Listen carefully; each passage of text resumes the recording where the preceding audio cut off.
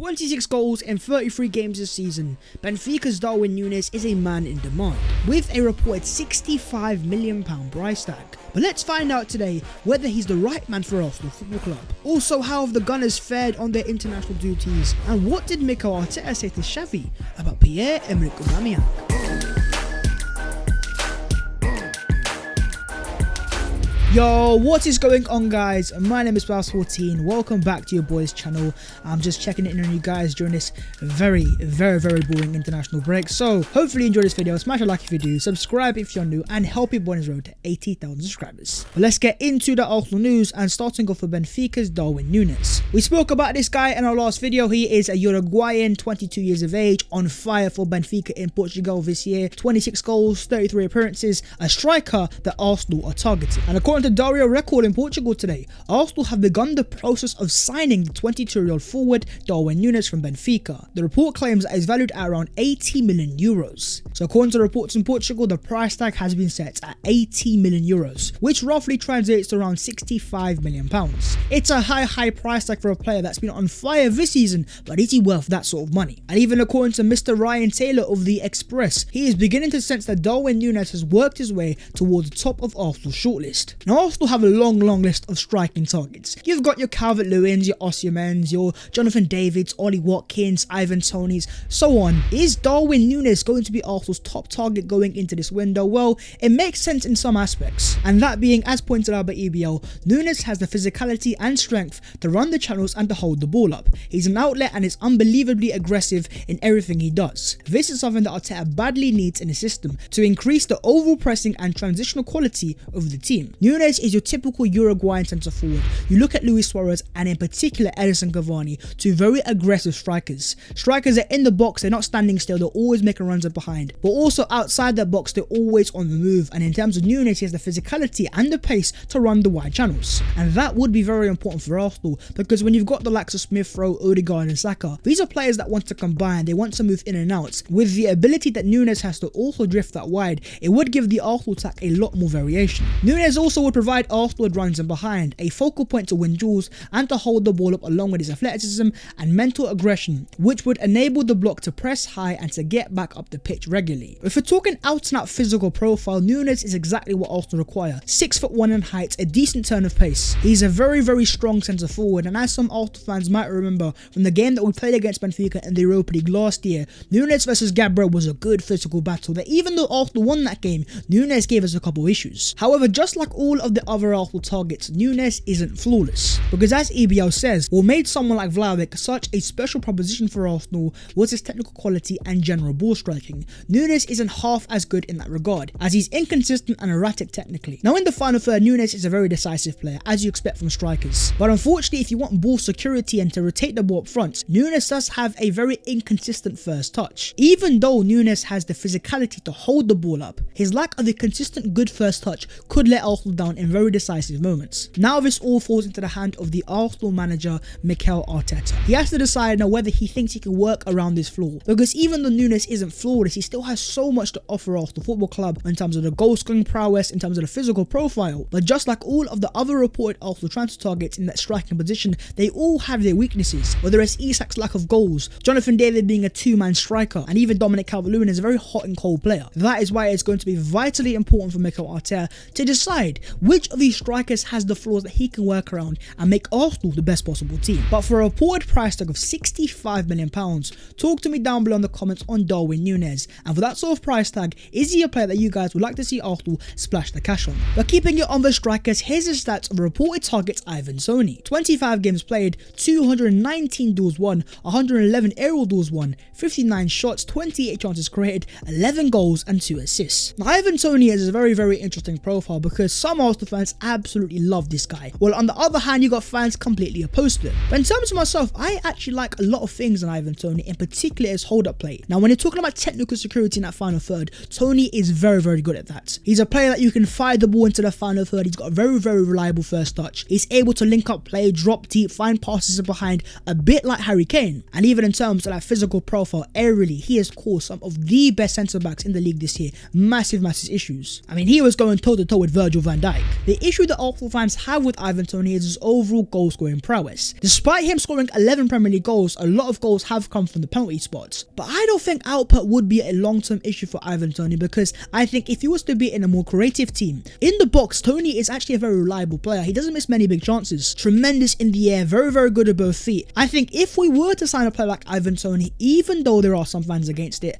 I don't think it would be the worst of options. But talk to me about yourselves and what you guys make of the player that is Ivan Toney, and is he a player that you guys think Arsenal should be signing? According to L'Equipe in France, Arsenal wants Rennes' 17-year-old defensive midfielder Leslie Ugochukwu. Arsenal scouts see him as the next Patrick Vieira and are growing increasingly convinced about making a move this summer. The player, of course, is 17 years of age. He's born in France but of Nigerian descent, and in total he has made 13 appearances for Rennes this season, making only 3 starts. But according to the reports, he has caught the attention of the Arsenal scouts, and Rennes as a club do have a history of producing some top quality players, and the latest of those players, of course, was Eduardo Camavinga, a player that currently plays at Real Madrid. He's a French international and he is going to be a top player. I have no doubts about that, but I won't lie to you guys, I have not watched this guy play a single second, so I can't give you guys any in-depth scouting reports. So I'm calling out all of my fellow Arsenal scouts. I know you guys watch a lot of footy, so if you have watched this player play, let me know if he's a player that Arsenal should be signing. Moving on to the Arsenal players during the international break.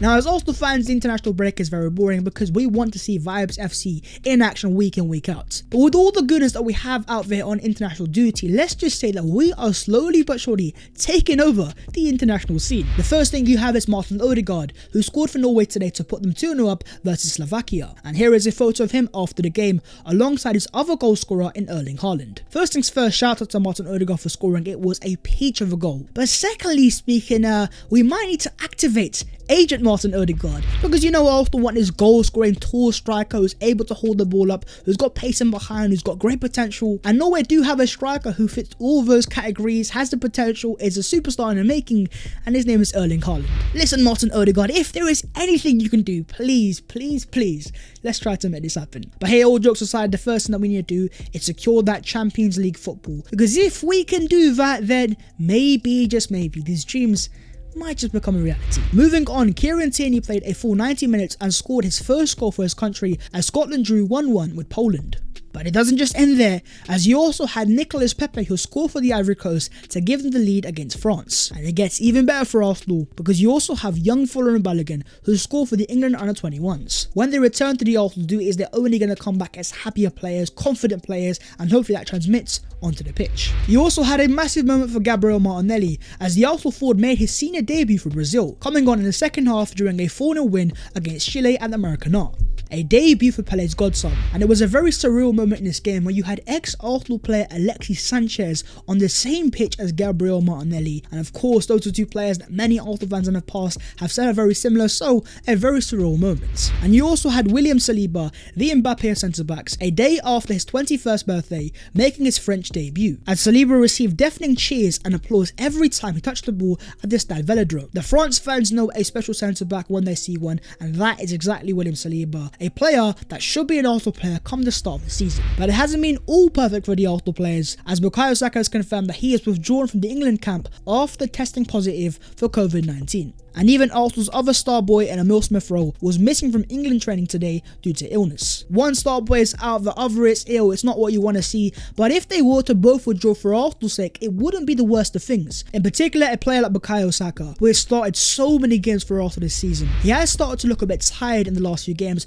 especially towards the end of them. So him missing this international break and sitting at home, I think maybe might be useful for the long term, so he can recover and recuperate and come back to Arsenal fit, strong and ready to go again. And talking about our star boy, he has been nominated for the Premier League Player of the Month award for March. You guys know exactly what to do. Get straight over to the Premier League website and start voting for Bukayo and go and get him this cheeky Player of the Month award. And moving on to the other Arsenal news today, and starting off with next season and a reported leaked Arsenal away kit, because as footy headlines say, the leaked Arsenal away kit for 2022-23 season, mainly black, very dark navy, set to launch in July. The accent colour is not known yet, but the most likely option is is orange/golden. The kit might feature the club's cannon crest instead of the regular club logo. And here is a concept design of the kit itself. And you know what, looking at this beauty, Arsenal, if you release this, take my money straight away. That there is my type of kit. The simplicity of the kit, the little designs, the patterns, the gold and the black goes so nice. So this really hits the nail on the head. But what do you guys make of this concept design kits